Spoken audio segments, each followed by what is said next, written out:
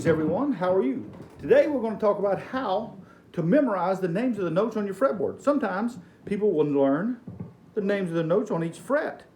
And sometimes they just learn one or two and then they go, I would like to know every name of every note up and down the fretboard.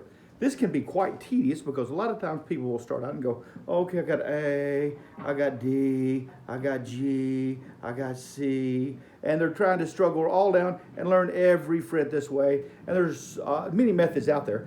However, they can be quite tedious. This is a method in which is much more simple and will get you learning the names of the notes faster and will stick in your memory much longer. Okay, so again, Roger Hay, guitar instructor.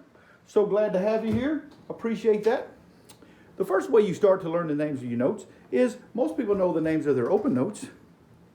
E, A, D, G, B, E, or first string, second string, third string, fourth string, fifth string, sixth string. Also easily accessible on the internet are all kind of programs that will show you the names of the note. These can be handy. However, how do you get it from here to stuck into here? This is how you get it stuck into your memory, all right? So you can do it a couple of different ways. You can look at that chart and find where the name of the note is, or you can start with the name of the note, knowing this one is E. The thing you have to remember about whenever you start from the beginning point is that in music, 7 tones, A, B, C, D, E, F, and G, and then flats and sharps, total of 12 notes. That's why there's 12 frets on the, or 12 frets to where you start over on the guitar. But the main thing we're worried about is those 7 notes. How do we get them memorized? And then their flats and sharps memorized in our head. We can start with these, but you would have to memorize, if you start by the open note, that there is no flat or sharp between E and F and between B and C. So we'll show how to overcome that too. But here's an E. So your next half step up would be F. Your next whole step would be G. This kind of stuff. Now learning them that way can be quite difficult. But if you have a chart and you can learn where these notes are at, or if you start E, F, G, A, and you start with one note. That's what you want to do. One note for a whole week. All day, all month. Took me about a month and a half to 2 months doing one note. It was all I did on every string, every day. For a long time until I finally got it, but you will get it, okay? So here's what happens with these. Make sure I made some notes or make sure I stay, okay. So again, important to stay only one note until you get every one of those. There are other methods. Some people will say, hey, if you memorize your bar chords, you know, this is F and this is G. Well, here's an octave, and then there's the octave of that. That's a lot of hunting and searching and trying to memorize and approximating things. We don't want to be approximate. We want to be able to be exact. So here's how you be exact on this. You do have to learn the name of each note on each string and then memorize it. Instead of trying to remember every fret, like I was showing earlier, trying to remember this fret and then this fret and then this fret. That's a very tedious and hard way to do it. This is how you do it. You take one note for however long it takes, 1 day, a week, 2 weeks, whatever, like we explained before. And what I do is I move them around a little bit, so I use one only until I know it very well.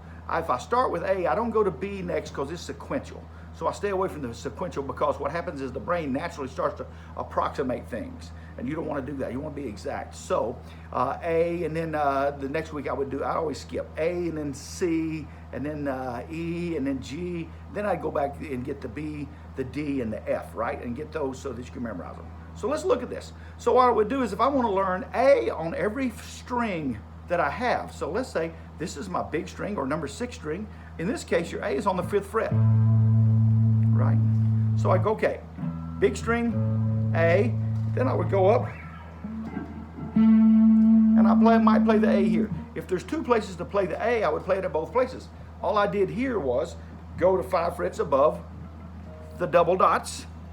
See the double dots? That means I've started over just like the 0 fret. So if I counted it up, E, F, G, A. So I know every time I play this note, that's an A. So for this string, I should have 2 A places. A, okay? Now I'm gonna stay with A and work to the 5th string. Now this time, my A on the 5th string is open. So you just play the string with no finger on it. And then on the 12th fret, there's my next A. So now I know where my A is on this string and I know where it is on this string, right?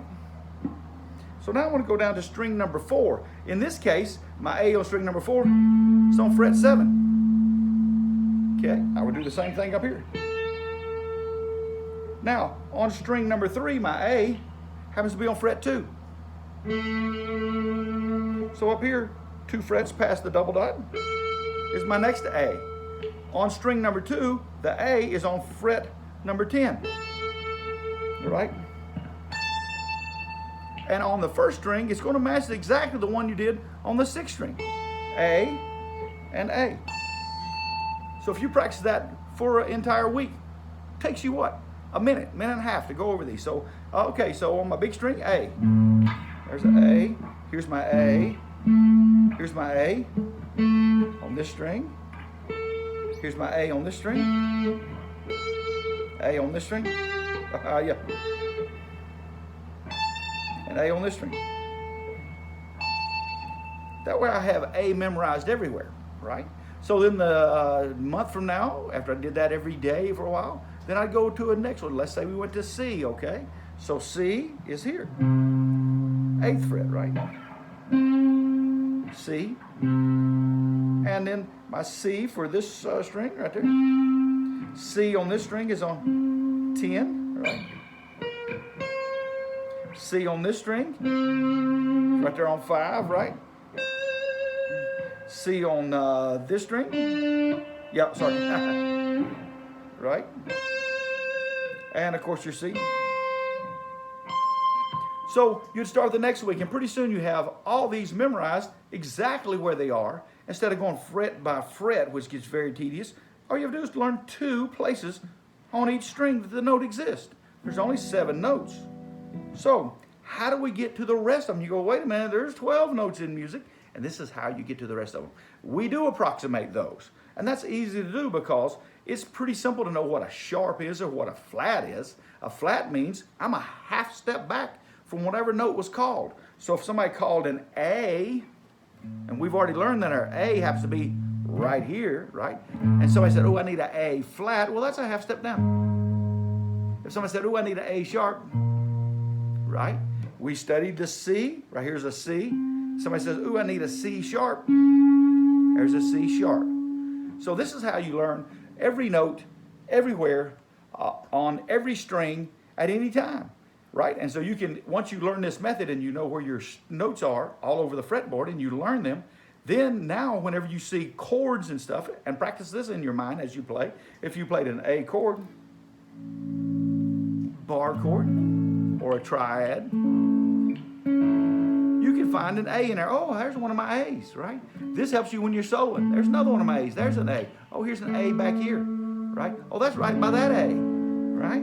So you can see all these, right? Here's an A right here. Oh, there's another A triad, right? Or an A minor triad.